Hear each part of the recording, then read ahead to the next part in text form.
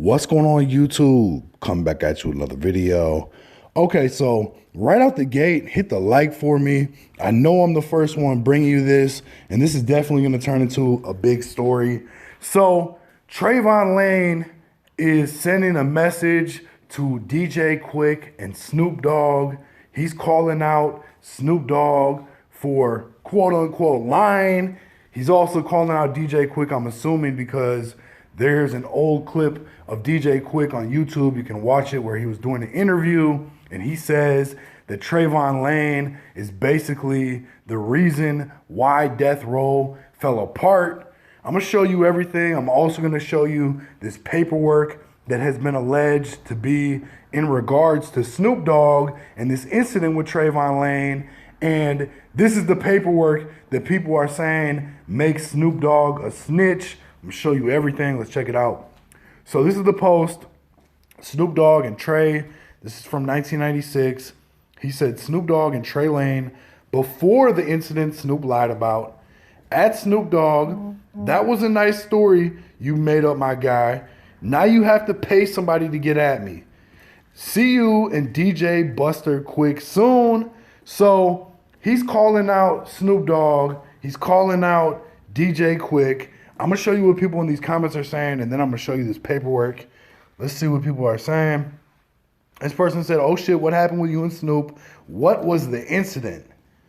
Somebody in the comments said, Snoop got his ass beat by Trey and ran to the police with Daz, and they got locked up for it. Then try to lie and say it was the other way around.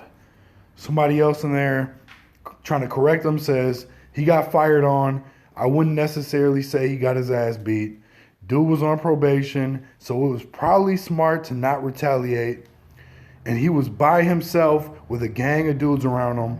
And then TREVON Lane actually responded in the comments. He said, Universal Amphitheater, 1998, Master P comedy concert. I shut that shit down. Okay, now I'm going to show you this paperwork that has been presented that is allegedly about this incident. And again, this is the paperwork that people refer to in regards to Snoop Dogg. I'm going to show you. This is from Brad Welker, Lieutenant, Universal Substation. This is going to LAPD robbery homicide. The subject is the Calvin Brodus interview. It says, suspect Calvin Brodus, a.k.a. Snoop Doggy Dogg.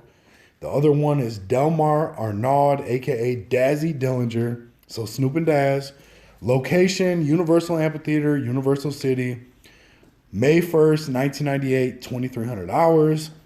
It says gangster rap artist Calvin Brodus and Delmar Arnaud were arrested by deputies Ron Sabatine and Jim Farrell for possession of less than 1 ounce of marijuana during an incident at the Universal Amphitheater. Deputies Sabatine and Farrell were working under a private entity contract providing uniformed deputies outside the backstage area of the amphitheater. They were assigned to monitor and assist with the Universal security officers manning the metal detectors used to screen anyone entering through the artist's entrance. The incident began when 4 to 5 male African Americans approached Mr. Brodus. He recognized them as employees of Death Row Records, a company he had just broke away from. One of them struck him in the face with his fist.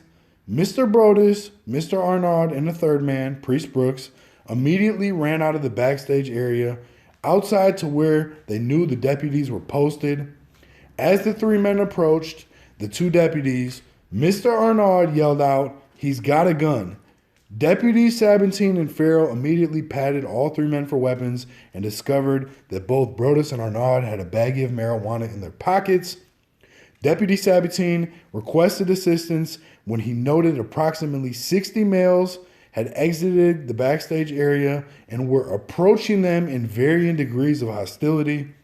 Approximately 20 deputies assigned to both the Universal Substation and the Unisat Reserve Company responded, along with 12 Universal Studios armed security officers, off-duty police officers, and 30 uniformed American Protective Services officers responded and quickly restored order. Response units from the West Hollywood station arrived also and stood by while the concert crowd exited. There were no further incidents directly related to the concert and no one was injured. Mr. Brodus was extremely cooperative during the incident, and in fact said that he was thankful that the deputies had been there as he felt the assault was intended as an act of intimidation. He told me that he felt that he was in grave danger as a result of leaving Death Row Records and signing with his new label, No Limits. Mr. Brodus also said he felt Mr. Arnaud was in danger as is still under contract to Death Row Records.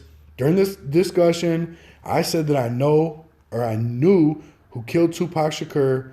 Mr. Brodus responded by saying it was the man sitting next to Tupac.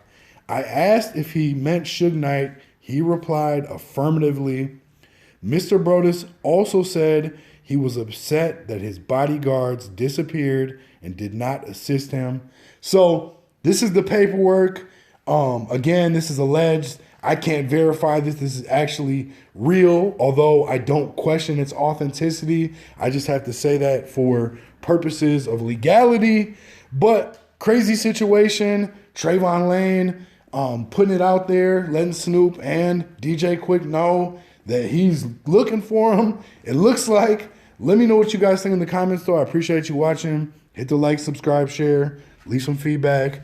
Make sure you ring the notification bell, too, if you're subscribed. I appreciate you. Peace.